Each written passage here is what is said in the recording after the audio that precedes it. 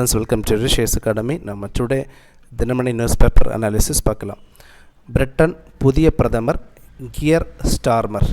பிரிட்டனுடைய 58வது பிரதமர் gear Starmer. இவர் labour பார்ட்டியை சார்ந்தவர். பிரிட்டனை பொறுத்தவரையும் பார்த்திங்கன்னா 3 இம்பார்ட்டன்ட் கட்சிகள் இருக்குது. ஒன்று labour party, then second one conservative party, third one பார்த்திங்கன்னா லிபரல் டெமோக்ராட்டிக்ஸ். ஸோ இந்த மாதிரி 3 இம்பார்ட்டன்ட் பார்ட்டிஸ் பிரிட்டனில் இருக்குது. இவங்க தான் போட்டி போடுவாங்க ஒவ்வொரு எலெக்ஷன்லேயும். தென் கூடுதலாக 1.48 லட்சம் பேருக்கு மகளிர் உரிமை தொகை. இந்த மகளிர் உரிமை தொகை திட்டம் எந்த நாள் கொண்டு வந்தாங்க பார்த்திங்கன்னா, தமிழக அரசாங்கம் செப்டம்பர் 15, 2023 கொண்டு வந்தாங்க. இந்த செப்டம்பர் 15 இந்த டேயோட ஸ்பெஷாலிட்டி என்னென்னு பார்த்திங்கன்னா, திராவிட முன்னேற்ற கழகம் டிஎம்கே ஃபவுண்டர் அண்ணாதுரை இவருடைய பர்த் ஆனிவர்சரி டே. அண்ணாதுரையோட பர்த் ஆனிவர்சரி டே செப்டம்பர் 15. இந்த டேயில் தான் பார்த்திங்கன்னா மகளிர் உரிமை தொகை திட்டம் கொண்டு வந்தாங்க.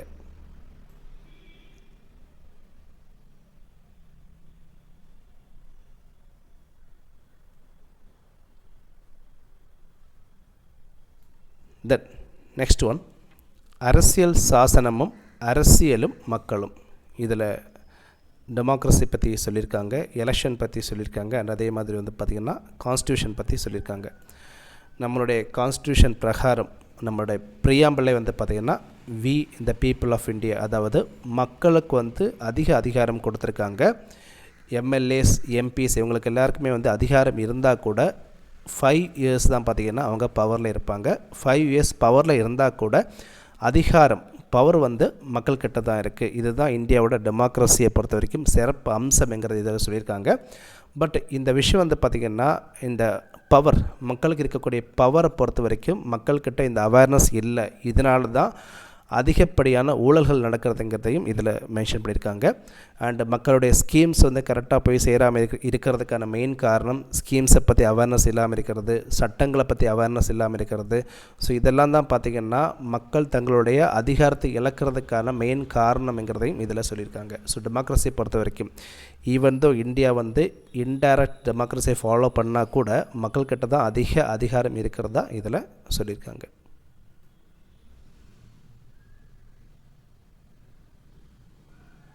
தென் மக்களவை தேர்தல் வேட்பாளர் செலவு கணக்கு தாக்கல் காலம் நிறைவு. இதில் எலெக்ஷன் எக்ஸ்பெண்டிச்சர் பற்றி சொல்லியிருக்காங்க.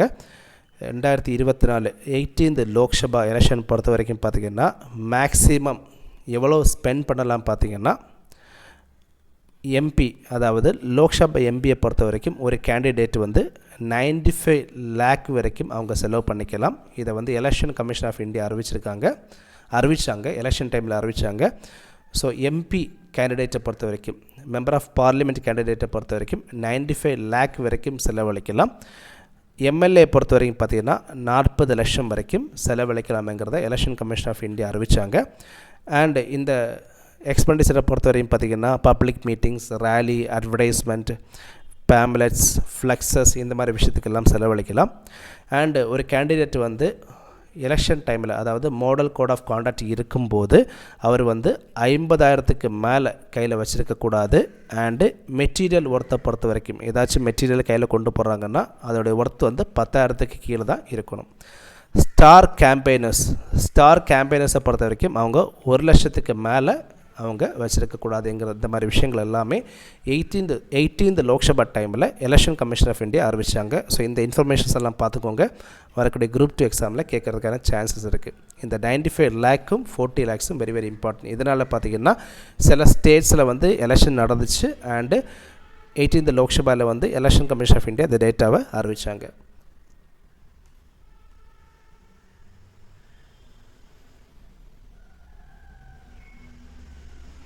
தென் 1.27 லட்சம் கோடிக்கு உற்பத்தி, பாதுகாப்புத்துறை சாதனை.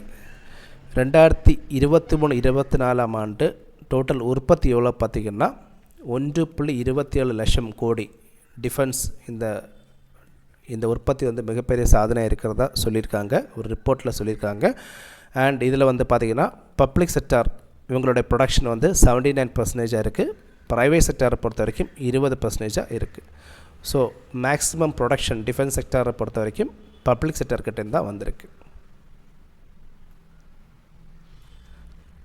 தட் சமையல் உபகரணங்கள் மீது ISI முத்திரை கட்டாயம் மத்திய அரசு. இதில் 2 விதமான ரெஜிஸ்ட்ரேஷன் சொல்லியிருக்காங்க. ஃபஸ்ட் ஒன் பார்த்திங்கன்னா ஸ்டெயின்லெஸ் ஸ்டீல் சமையல் உபகரணங்கள், ஸ்டெயின்லெஸ் ஸ்டீல் இதை பொறுத்தவரையும் பார்த்திங்கன்னா IS 14756 2022 இந்த மாதிரி முத்திரை இருக்கணும். அண்ட் அதே மாதிரி செகண்ட் ஒன் என்ன சொல்லியிருக்காங்க பார்த்திங்கன்னா அண்டு அலுமினிய சமையல் உபகரணங்கள் பொறுத்த வரைக்கும் 1660 2024 இந்த மாதிரி ISI குறியீடு இருக்கணுங்கிறத சொல்லியிருக்காங்க மத்திய அரசாங்கம். இந்த ISI ரெஜிஸ்ட்ரேஷனை பொறுத்த வரைக்கும் பார்த்திங்கன்னா இதற்கனே தனி சட்டம் கொண்டு வந்திருக்காங்க. Bureau of Indian standards act 2016, bureau of Indian standards act 2016 பிரகாரம் தான் இந்த ISI முத்திரையை ரெஜிஸ்ட்ரேஷன் கட்டாயம் பண்ணணுங்கிறத மத்திய அரசாங்கம் சொல்லியிருக்காங்க.